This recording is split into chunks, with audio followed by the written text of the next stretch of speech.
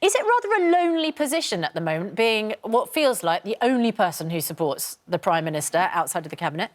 Well, no, I'm not the only person. Actually, there's quite a lot of support amongst Conservative backbenchers, but, you know, not a lot of thanks necessarily for saying so at the moment. And I think the honest truth is it's taken people rightly quite a few days to plough through 585 pages of the withdrawal agreement, and that's what we should all be doing as members of Parliament before we make up our minds. You say, sorry to interrupt, but you say that you're not the only one. The point is that she's got a parliamentary vote in December on this, and at the moment the numbers simply don't stack up for her to get this withdrawal agreement through.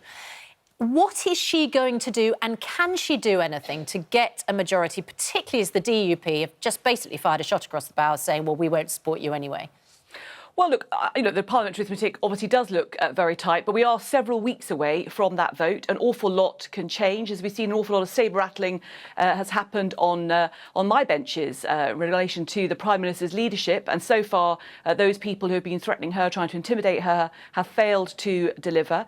There's going to be a big, extensive debate in Parliament. And I don't think that actually anybody should say how this is going to go until we actually have that vote and see those numbers. I think when people listen to their constituents, to businesses, to people up and down the country, the overwhelming mood is please get on with this so that we can then talk about all the other issues that we care about. All right, Crispin Blunt, we're all waiting for the move by your guys. Where are the rebels? Where are the 48 letters? What's going on? That issue is secondary to the vote on the agreement. That's the most important thing. So whoever is leading the government and presents that agreement to Parliament is going to get exactly the same result.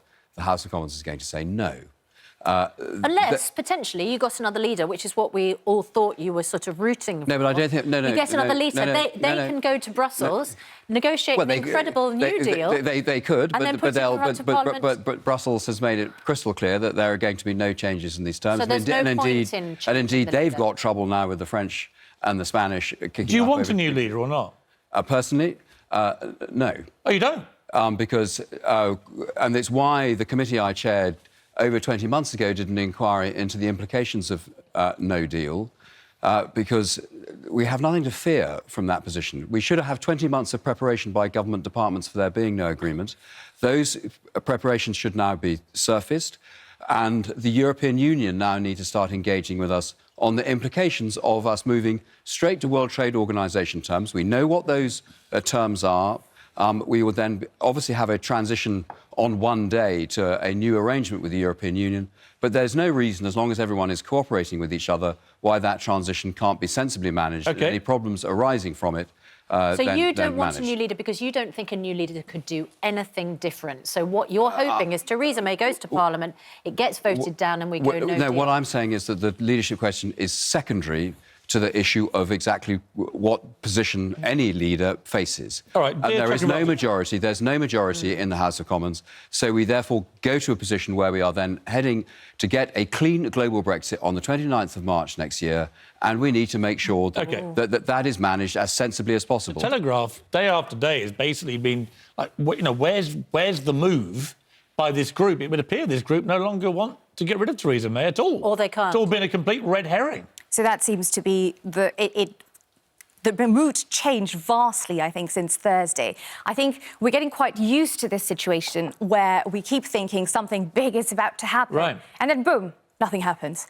So this has been going on for some time now, and it is a matter of great interest now. What happened on Thursday? Why did Jacob Rees-Mogg think that he had those letters, which meant that it was, you know, they were on the verge of a revolution, a quiet revolution, if you like, and that it does seem like ultimately nothing happened. And now we're hearing from Crispin that a lot of the ERG members, which Crispin is, as you've just said, are actually thinking that there's not much point getting rid of Theresa May at this point. Because there's nothing they can do. Wait well, until... it seems to me they may have reached that conclusion because they know they can't. I mean, let's bring in Owen here. I mean, you fell out with Jeremy Corbyn, ironically, over the call for the second referendum, which he now appears to be suggesting might be a good idea. You must be feeling, well, OK. So we'll come to that in a moment. But putting aside the sort of slightly chaotic nature of the Tories over all this, we still are not clear what Labour really believes it wants here. And when you have these momentous decisions, you actually have to start with the vision at the top. Where do we want to get to? If you listen to Jeremy Corbyn and then Keir Starmer or Tom Watson or whoever, you get a completely different sense of what they think the end game should be. Do you know, as a leading member of the Labour Party, do you know what your party's end game actually is here? I think it's got a lot clearer. I mean, you're right that there's been confusion in the past, but I think it is now clear that the deal that's come on the table from Theresa May, we're not going to vote for, because we don't think it meets the test that Keir Starmer set.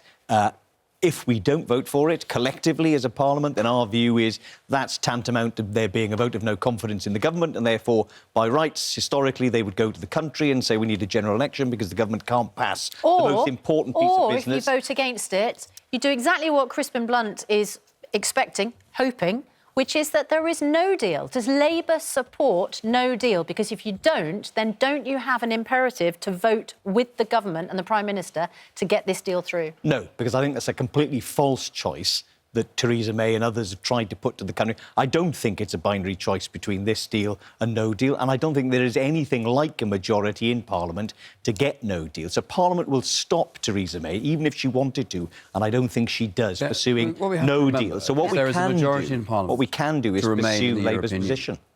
Right. And with different levels of determination. Now, there's been a big change in the Conservative Party. Lots of people who voted Remain would now vote for Brexit.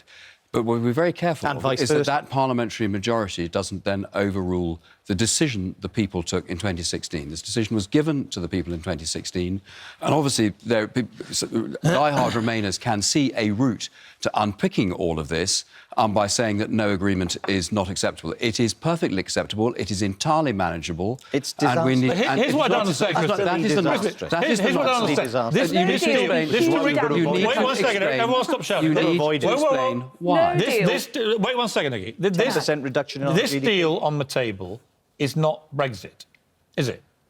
No. So you should really, surely, be pushing to get a leader who wasn't someone who voted Remain, who hasn't come up with a plan that's not Brexit, and who actually is going to deliver on what 17.4 million people wanted. What I'm baffled by is that you don't want to get rid of Theresa May. Why wouldn't you? Well, the position of the leader is a collective decision of the whole of the Parliamentary Conservative Party.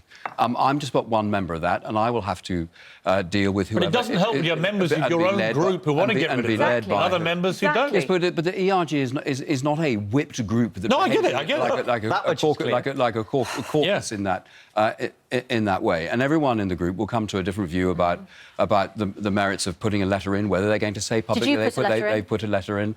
That's between Sir Graham Brady and I, and if I decided to make public whether or not I have, then... Why wouldn't you make it public? Why wouldn't you own it? Would do so. Why wouldn't you own it? Because I think I want the focus now on the issues at stake, and whoever is the leader of the Conservative Party and the Prime Minister has the same issue to address. There is no majority for this agreement, and so therefore we are going to default to leaving the European Union on the 29th of March, and we need to address that question. That's what you want. We need to address that question and make sure that move to a clean global Brexit is in the short term, when there potentially difficulties arise, is addressed as sensibly as possible. You might be responsible for that, delivering that. With respect to that, I think it's completely wrong. Crispin is wrong. Brexit will not be clean, and it won't be global. It will be disastrous. We deliver end the uncertainty for business on the 29th. There is no prospect, I think, of it. And everyone wants this over. Everyone wants Theresa May is not going to finish it. Let's bring in Nicky Morgan. Let's bring in Nicky Morgan for a final word. Nicky Morgan, here's my question for you. You support this plan, which most people seem to think is a disaster. So will you put your name now to this plan being successful? Is Britain going to be prosperous and successful going forward with Theresa May's plan? And we will play this video back when it all goes to hell in a handcart. So do you absolutely believe this is good for Britain? You've just answered your own question there. Look, the deal we have at the moment is the best deal that we're going to have. But we had a vote in 2016. People have voted for change. That change is going to happen. I think that this is the best deal on the table in terms of providing stability and certainty for employers and job prospects across the country. But I have to say, listening to Crispin, his group, the ERG, have put Theresa May's leadership on the table last week in a way they did not need to do. And they need to be very careful, those who vote against this agreement, because actually, Owen is right, Parliament will not allow no deal to happen. But the very real risk, Crispin, you run is that actually people then end up voting for a second vote, which I do not support, which prolongs all of this agony for another 2 years. You couldn't just answer my question. Okay, but Nicky, you couldn't just answer my question. None of that needs to happen. I did answer your question. So Britain will be a prosperous, successful country on Theresa May's Brexit plan? Well, I think that Britain will always be a prosperous and successful country. The question is how long it's going to take to get out of the Brexit dip. Give me a timescale. And I think 2 years, 5 years, 10 years, 100 years. It depends how long it takes to negotiate the future relationship. I think you're looking at probably at least, in terms of getting Brexit in place, you're looking at decades. Decades. We could have the future relationship. So we won't know the answer to whether this plan works for decades. Well, that is encouraging, isn't it?